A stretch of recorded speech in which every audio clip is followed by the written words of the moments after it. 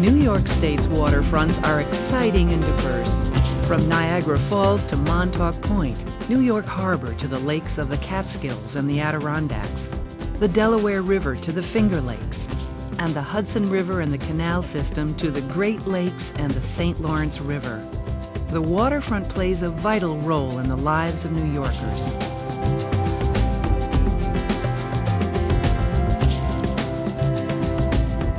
90% of the state's population and a wide variety of economic activities are concentrated in the communities along its waterfronts, from the largest cities to the smallest hamlets.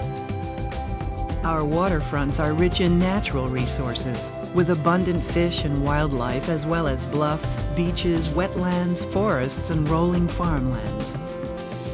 New York's waterfronts are thriving. More and more people are seeing their waterfronts as the way to bring new life and energy to their community. They're doing this by creating new economic activity, redeveloping historic and abandoned structures, improving waterfront recreation, and restoring natural resources.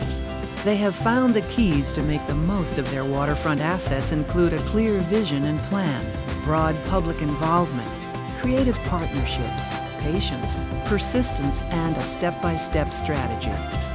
One of the ways communities, whether they're a rural town or a New York City neighborhood, can take full advantage of their waterfront is by using New York State's local waterfront revitalization program.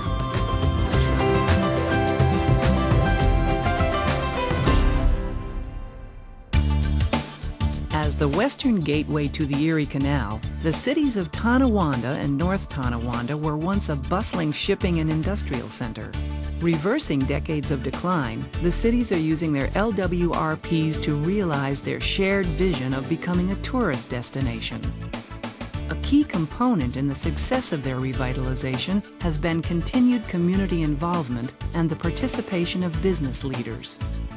I think that people here were ready for something to happen. They had suffered after urban renewal had taken down a lot of the buildings in our community and nothing went up. And people were really ready, although they weren't optimistic, but they were ready to see something happen. We, I think, all tied into a larger vision and could really visualize this place being something very beautiful. And I think that we've accomplished our task. Taking it one step at a time, the Tonawandas are implementing their projects as funding permits, but always keeping in mind their shared vision of making the waterfront a special place for the community and visitors alike.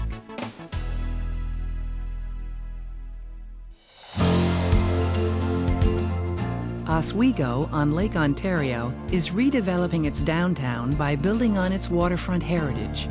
Guided by its LWRP, the city has worked aggressively and creatively to convert neglected areas into a thriving mix of community parks, marinas, and waterfront walkways. What's made the planning so successful is that we had the LWRP to be a big picture kind of guidebook for us, and we recognized that it was important to have all the stakeholders at the table each time you progressed on a new segment of your development. Oswego's vision was of a revitalized downtown, increasing waterfront and downtown activity with new parks and promenades on Lake Ontario and the Oswego River. Working with a wide variety of public and private partners, Oswego has realized this vision and is building on its success. Oswego's public improvements have leveraged nearly $16 million in private investment, and new projects continue to spin off from the activity that surrounds the waterfront.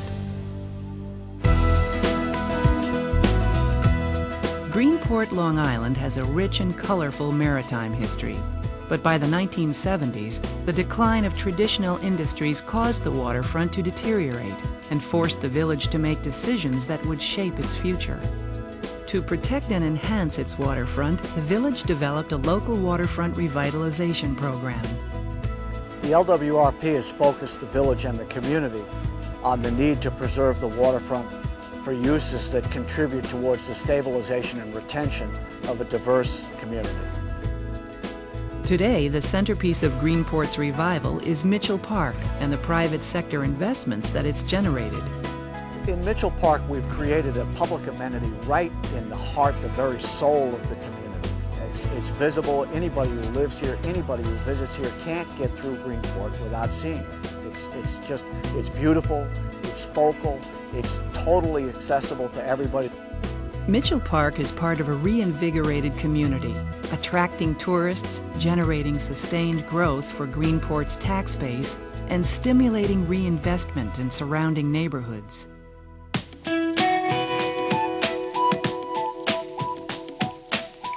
In New York City, the waterfront is receiving more attention than it's ever had.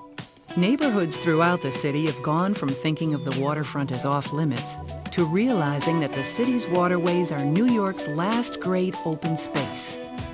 New parks are being created, with the waterfront becoming a magnet for people. And new development is recognizing the attraction and the value of the waterfront. Partnerships are being developed to connect these attractions in a citywide greenway and to add new community parks in places like 125th Street in Harlem and Sunset Park in Brooklyn. In Harlem, the community has taken the lead with a fresh approach to intense development speculation on the Hudson River at 125th Street, and they are now promoting their redevelopment vision. What was different this time was that instead of just opposing a particular plan, the community also came together. Our organization got some resources and we were able to think together and vision together and dream together about what a plan could be, so that into the vacuum, when we say no to something, we could actually place a vision. The community's vision is of a waterfront park set in a vibrant neighborhood. It's a vision the community hopes will be realized soon. In Brooklyn's Sunset Park, residents and neighborhood groups have come together to promote the development of a waterfront park in a heavily industrialized area. Community groups can make the difference. Governments have embraced their vision and are working to transform the vacant Bush terminal and its decaying piers into an exciting waterfront destination. Using its LWRP, New York City has the planning framework in place to help communities achieve their vision of a vibrant public waterfront.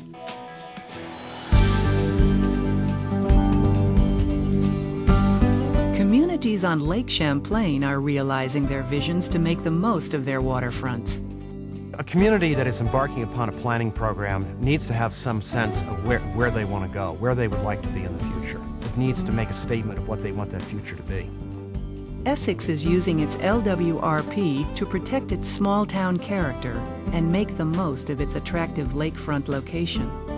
The town is addressing seasonal pressures such as increased ferry traffic, tourism, and conflicts among recreational users of the lake that are affecting quality of life in this historic hamlet. With no planning staff, the task of completing the LWRP fell to a few committed individuals. I think the most important and amazing thing to me about this group of 6 people that we worked with was that we scheduled meeting after meeting after meeting, and everybody showed up. Nobody ever missed a meeting, and I've never seen a group of people more committed to this project. These volunteers have made a real difference to the community. By completing its LWRP, the town is well positioned to achieve its vision of protecting its small-town historic character.